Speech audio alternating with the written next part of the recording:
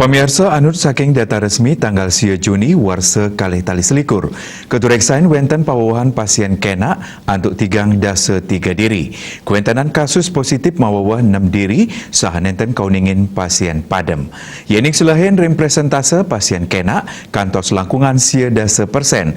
Raris kasus aktif ring sor asiki persen ingi punika 0,7 dasa 10%. Juru bicara Satgas Penanganan COVID-19 Kota Denpasar, Idewo Gederai Nugesang, yadiaston kutreksain kasus COVID-19 sampun tadun, nanging krama mangdes tata waspada, anut reng data, untuk kumulatif kasus positif kauningin kantos langkungan 15 tali kasus, bilangan pasien kena COVID-19 ring Kota Denpasar kantos langkungan 14 tali diri, sa pasien sani padam kantos langkungan 300 diri, kuentanan kasus aktif sani kantun kerawat wenten 100 plekutus diri. Dewarai mawasang kahanan tedunyane pengelalaring Kota Denpasar, bosanan saking disiplinnyane krama untuk melaksanakan protokol kesehatan melarapan pemargin justisi.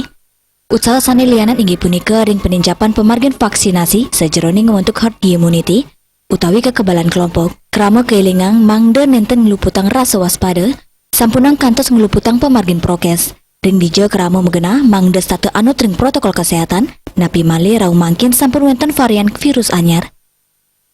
Nganinit indik usaha sejeroning nes wilangan krama padam sangkaning COVID-19 diurai mausang yening Satgas mapengabdi majeng krama sani madui penyungkan bawaan utawi sani mayu sewerde mangdening capang disiplin ring pemargin protokol kesehatan Asmara Putra Bali Pos Nguningayang.